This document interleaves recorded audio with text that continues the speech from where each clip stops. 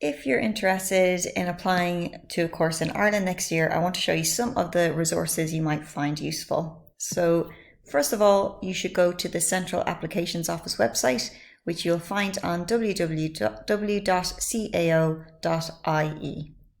And on the homepage, the most useful place for students is the applicant section here.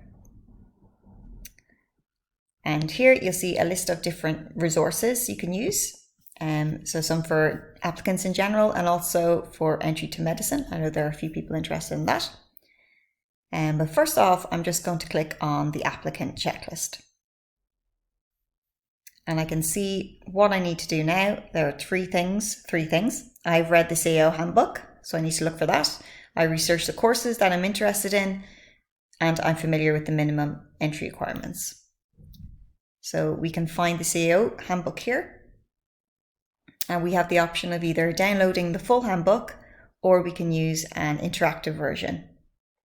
So I'm going to opt, because I don't know what course I want to do. I just know I want to go study in Ireland, and I'm going to choose to personalize my handbook. So first off, it's going to ask me what area I want to study. And I'm going to say natural sciences, mathematics, and statistics. I want a career change. And then it's going to ask me where I'd like to study. So you need to have an idea of what part of Ireland you want to study in. I want Dublin's too expensive, so I'm going to say I'm going to go to Cork maybe, or Maynooth, or maybe Galway, even though that's fairly expensive too.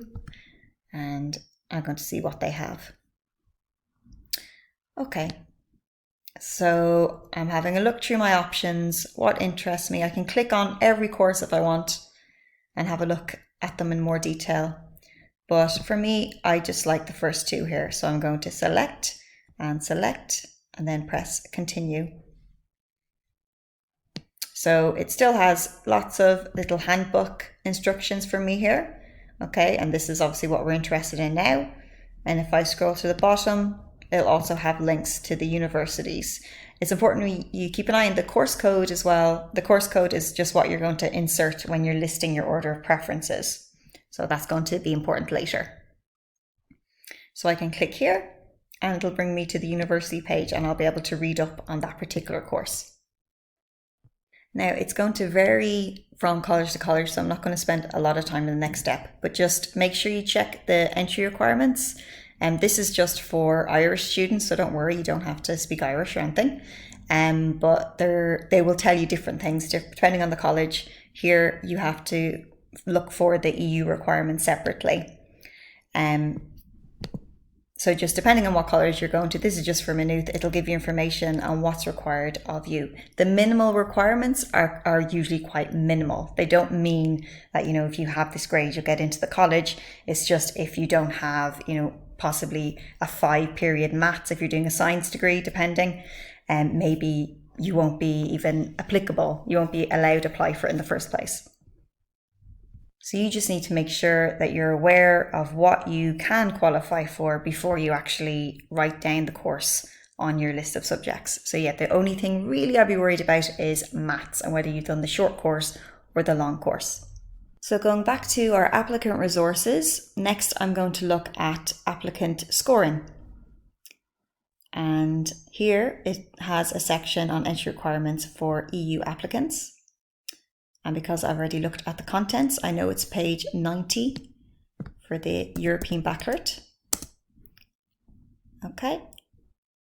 And if I go down here, it's just going to give me a little bit of information. So you may have questions about the English language competence.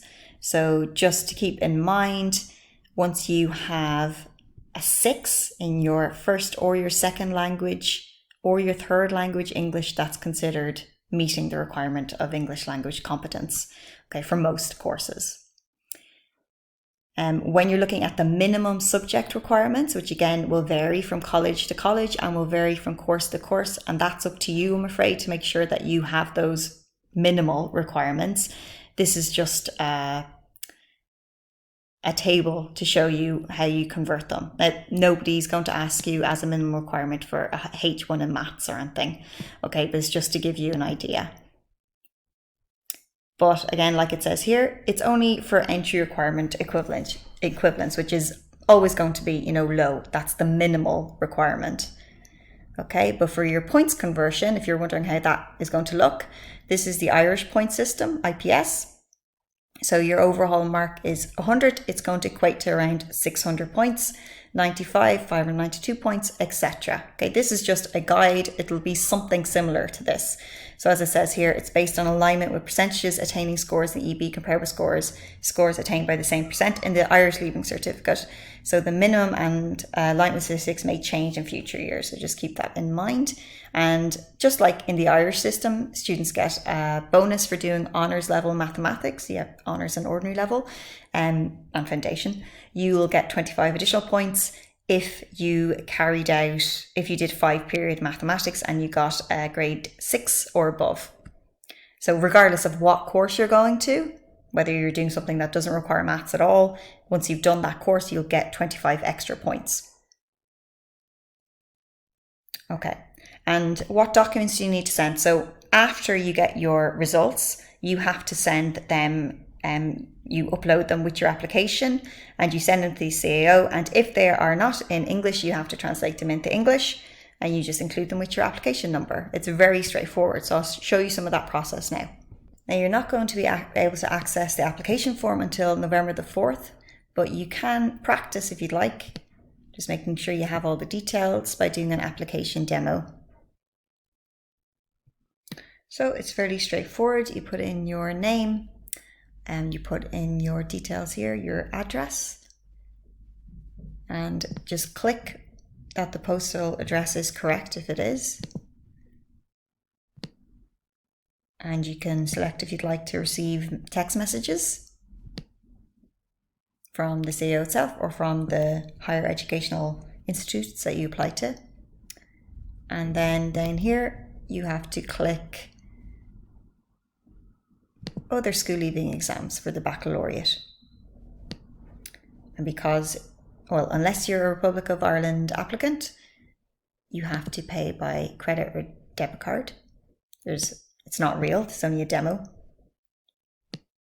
Okay, and then you just have to select that you accept the charges, that the cardholder consents to the email address and billing being provided,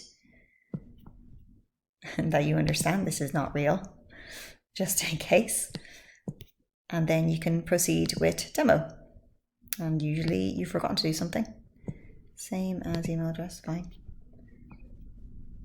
Okay, and then we go on to the next page, or do we? I already said I'm in Varese, but fine. Dublin 5, fine. We proceed to go to the next page. You may be too young, okay, fair enough. I don't get that complaint often. No details will be sent, and it just confirms again all your information here. It'll do that on the real thing as well. Okay.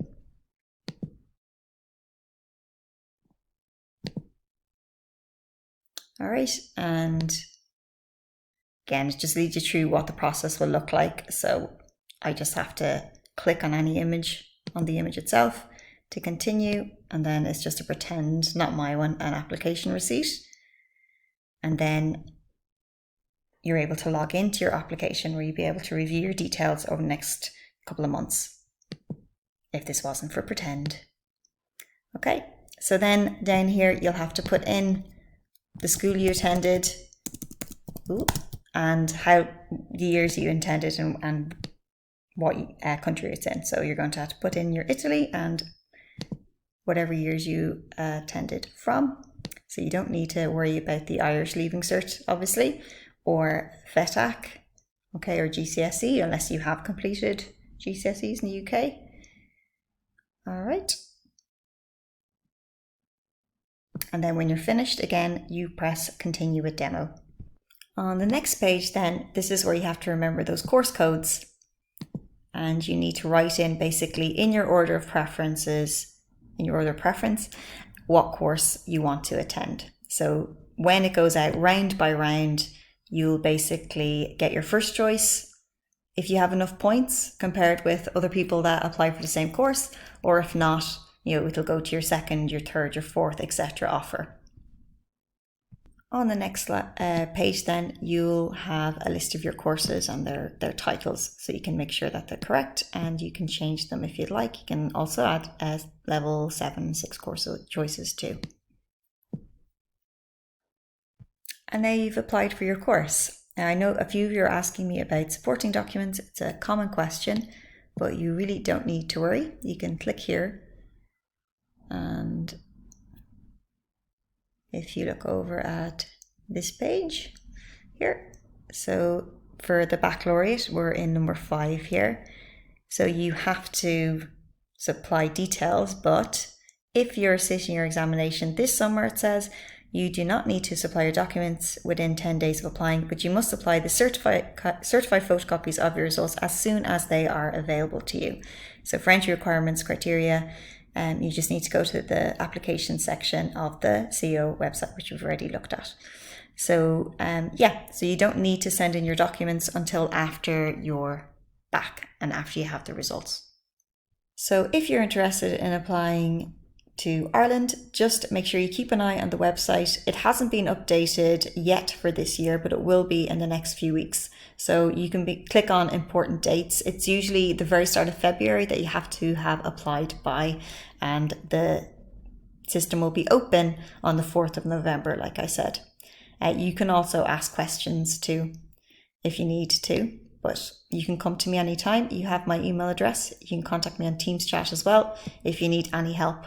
It's fairly straightforward. It's a lot more straightforward than other systems, I think, because really it's a points race. You are an application number and you are your results. And there are interviews and assessments for some courses, but for the majority, there isn't any. So you get in on the merit of your results, basically, and who else is competing for the same course as you. You don't have to supply any supporting documentation once they see, for most courses, once they see that you have done and you have L2 or L3 to level 6 or above, or L1, and you've met the English requirement. You don't need to do any additional exams or anything. So feel free to contact me anytime if you have further questions.